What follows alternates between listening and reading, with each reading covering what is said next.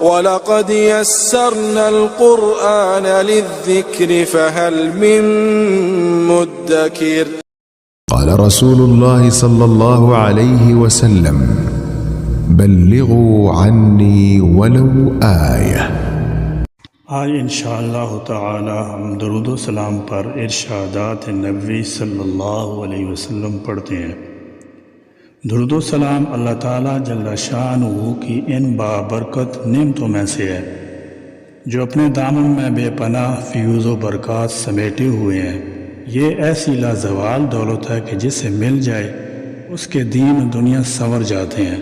درود و سلام محبوب خدا صلی اللہ علیہ وسلم کی تعریف، اللہ تعالیٰ جل شانہ کی رحمتوں کا خزانہ، گناہوں کا کفارہ، بلندی درجات کا زینہ، قرب خداوندی کا آئینہ، خیر و برکت کا سفینہ ہے۔ مجلس کی زینت، تنگ دستی کا علاج، جنت میں لے جانے والا عمل، دل کی طہارت، بلاؤں کا تریاق، روح کی مسرت، روحانی پریشانیوں کا علاج، غربت و افلاس کا حل، دوزخ سے نجات کا ذریعہ اور شفاعت کی کنجی ہے۔ وعن انس رضی اللہ تعالی عنہ قال قال رسول اللہ صلی اللہ علیہ وسلم: من صلی علی صلاة واحدہ صلی اللہ علیہ 10 صلوات وحطت عنہ 10 خطیئۃ ورفعت له 10 درجات۔ سیدنا حضرت انس رضی اللہ تعالی عنہ راوی ہے کہ رحمت دو عالم صلی اللہ علیہ وسلم نے فرمایا: جو آدمی مجھ پر 1 مرتبہ درود بھیجے گا، اللہ تعالیٰ جل شانہ اس پر 10 مرتبہ رحمت نازل فرمائے گا، اس کے 10 گناہوں کو معاف کرے گا اور تقرب اللہ کے سلسلے میں اس کے 10 درجات بلند کرے گا۔ حضرت عبداللہ بن مسعود رضی اللہ تعالیٰ عنہ فرماتے ہیں کہ ایک روز میں نماز پڑھ رہا تھا، رحمت عالم صلی اللہ علیہ وسلم بھی وہیں تشریف فرما تھے اور آپ صلی اللہ علیہ وسلم کے پاس حضرت ابوبکر صدیق و حضرت عمر رضی اللہ تعالیٰ عنہما بھی حاضر تھے۔ چنانچہ نماز کے بعد جب میں بیٹھا تو اللہ جل شانہ کی تعریف بیان کرنا شروع کی اور پھر رسول اللہ صلی اللہ علیہ وسلم پر درود بھیجا۔ اس کے بعد میں اپنی دینی دنیاوی مقاصد کے لیے مانگنے لگا۔ یہ دیکھ کر رسول اللہ صلی اللہ علیہ وسلم نے فرمایا کہ مانگو دیے جاؤ گے، مانگو دیے جاؤ گے، یعنی دعا مانگو ضرور قبول ہوگی۔ ایک اور حدیث کی حضرت عبداللہ ابن مسعود رضی اللہ تعالی عنہ راوی ہے کہ رحمت عالم صلی اللہ علیہ وسلم نے فرمایا: قیامت کے دن لوگوں میں سب سے زیادہ مجھ سے قریب وہ لوگ ہوں گے جو مجھ پر کثرت سے درود پڑھتے ہوں گے۔ ایک اور مقام پر ارشاد نبی صلی اللہ علیہ وسلم ہے۔ حضرت ابو ہریرہ رضی اللہ تعالی عنہ روایت کرتے ہیں: میں نے عرض کیا: یا رسول اللہ صلی اللہ علیہ وسلم، میں آپ پر کثرت سے درود شریف پڑھتا ہوں، میں کس قدر درود شریف پڑھا کروں؟ آپ صلی اللہ علیہ وسلم نے فرمایا: جتنا چاہو، اگر زیادہ کرو تو بہتر ہے۔ میں نے عرض کیا: نصف؟ آپ صلی اللہ علیہ وسلم نے فرمایا: جتنا چاہو، البتہ زیادہ کرو تو بہتر ہے۔ میں نے عرض کیا: 2/3؟ آپ صلی اللہ علیہ وسلم نے فرمایا: جتنا زیادہ کرو تو بہتر ہے۔ میں نے عرض کیا: میں سارے کا سارا وظیفہ آپ کے لیے کیوں نہ کروں؟ آپ صلی اللہ علیہ وسلم نے فرمایا: اب تیرے غموں کی کفایت ہوگی اور گناہ بخش دیے جائیں گے۔ حضور نبی اکرم صلی اللہ علیہ وسلم پر درود و سلام بھیجنا ایک مقبول ترین عمل ہے۔ یہ سنت الہیہ ہے۔ اس نسبت سے یہ جہاں نبی صلی اللہ علیہ وسلم کے بے مثل ہونے کی دلیل ہے کہ یہ وہ مقدس عمل ہے جو ہمیشہ کے لیے لازوال ہے، لافانی ہے، تغیر کے اثرات سے محفوظ ہے، کیونکہ نہ خدا کی ذات کے لیے فنا ہے، نہ آپ صلی اللہ علیہ وسلم پر درود و سلام کی انتہا۔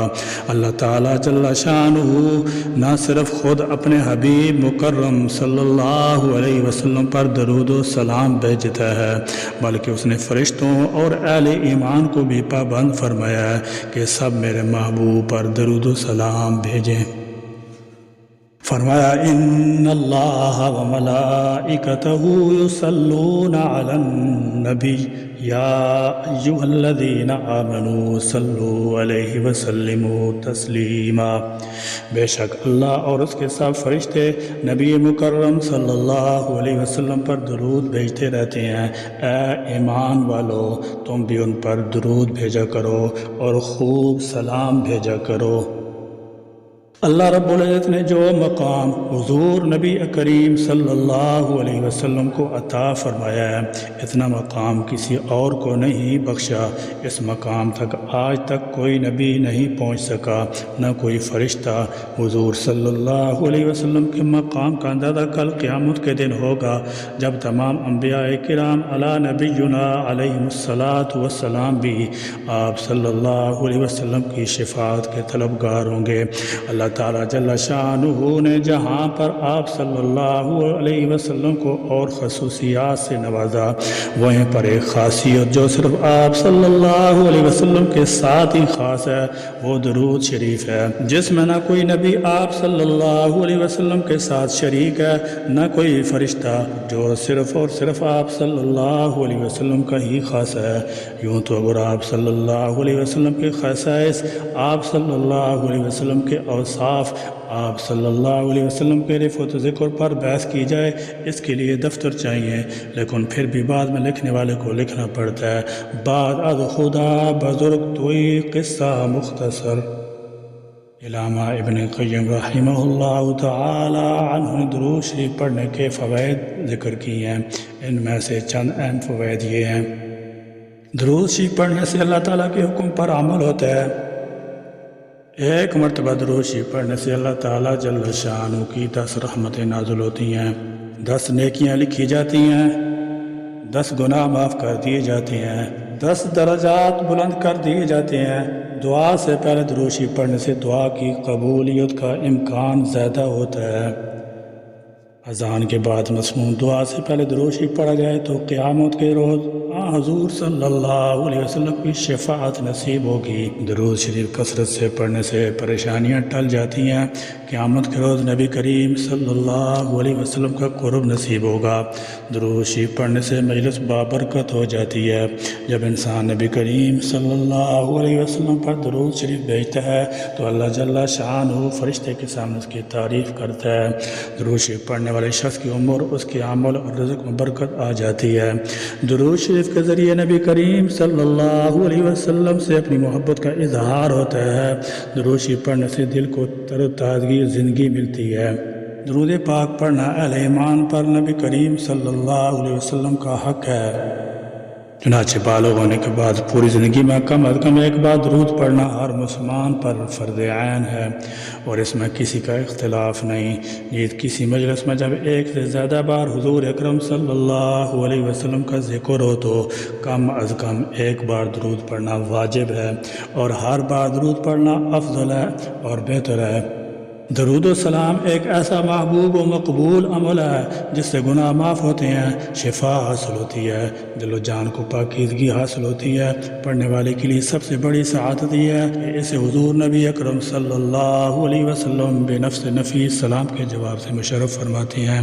اس سے بڑھ کر یہ کہ صلاۃ و سلام کسی صورت میں اور کسی مرحلہ پر بھی قابل رد نہیں، بلکہ یہ ایسا عمل ہے جو اللہ تعالیٰ جل شانہ کی بارگاہ میں ضرور مقبول ہوتا ہے۔ اگر نیک پڑھیں تو درجے بلند ہوتے ہیں، اور اگر فاسق و فاجر پڑھیں تو نہ صرف یہ کہ ان کے گناہ معاف ہوتے ہیں بلکہ ان کا پڑھا ہوا درود سلام بھی قبول ہوتا ہے۔ آخر میں اللہ رب العزت سے دعا ہے کہ وہ ہم سب کو رسول اللہ صلی اللہ علیہ وسلم کے تمام حقوق ادا کرنے، آپ صلی اللہ علیہ وسلم کی اطاعت کرنے اور آپ صلی اللہ علیہ وسلم سے سچی محبت کرنے کی توفیق دے، اور آپ صلی اللہ علیہ وسلم سے سچی محبت کرنے کی توفیق دے، اور روز قیامت میں آپ صلی اللہ علیہ وسلم کی شفاعت اور آپ صلی اللہ علیہ وسلم کے ہاتھوں حوض کوثر کا پانی نصیب کرے۔ آمین ثم آمین یا رب العالمین، وآخر دعوانا الحمد للہ رب العالمین۔